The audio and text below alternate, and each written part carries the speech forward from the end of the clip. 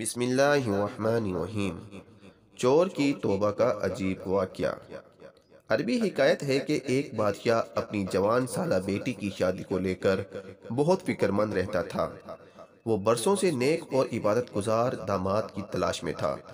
ایک دن اس نے وزیر کو بلایا اور کہا کہ کسی طرح میری بیٹی کے لیے میری رعایا میں سے عبادت گزار انسان کو تلاش کر کے سامنے پیش کرو۔ وزیر نے اپنی فوج کو شہر کی جامع مسجد کے گرد تعینات کر دیا اور کہا، چھپ کر دیکھتے رہو، جو شخص آدھی رات مسجد میں داخل ہوگا اسے نکلنے مت دینا جب تک میں نہ آ جاؤں۔ عین اسی وقت ایک چور چوری کرنے کے ارادے سے گھر سے نکلا اور دل ہی دل میں سوچا، کیوں نہ آج شہر کی جامع مسجد میں جا کر چوری کی جائے، وہاں مسجد کا قیمتی سامان چرایا جائے۔ چور جیسے ہی جامع مسجد میں داخل ہوا، مسجد کی انتظامیہ نے چور سے بے خبر مسجد کو باہر سے تالا لگایا اور اپنے گھروں کو چلے گئے۔ فوجی دستوں نے وزیر کو اطلاع دی کہ لگتا ہے کوئی عبادت گزار آیا ہے، مگر مسجد کو تالا لگ چکا۔ اب صبح کی اذان پر ہی مسجد کھلے گی تو پتہ چلے گا کون ہے۔ وزیر جلدی سے مسجد پہنچا اور صبح کی اذان کا شدت سے انتظار کرنے لگا تاکہ اندر موجود نیک انسان کو بادشاہ کے سامنے حاضر کیا جا سکے۔ جیسے ہی مسجد کھلی، وزیر دستے سمیت اندر داخل ہوا۔ چور یہ دیکھ کر گھبرایا کہ آج تو پکڑا گیا اور جلدی سے نماز کی نیت باندھ لی۔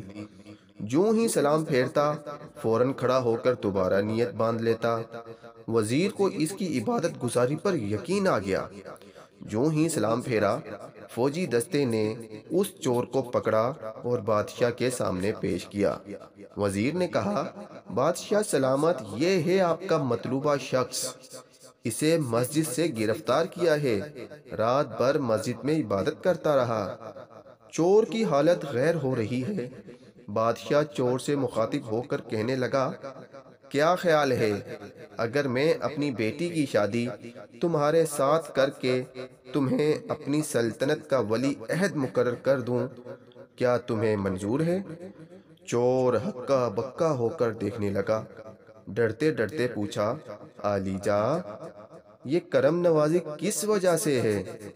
بادشاہ نے کہا، تم عبادت گزار ہو، رات بھر مسجد میں رہے، صبح اذان ہونے پر باہر آئے۔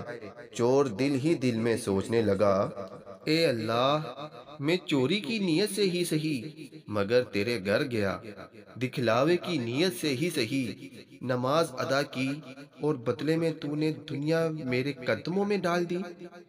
اگر میں سچ مچ عبادت گزار ہوتا اور راتوں کو تہجد پڑھا کرتا تو پھر تیرا انعام کیا ہوتا؟ وہیں کھڑے کھڑے نادم ہو کر تائب ہوا۔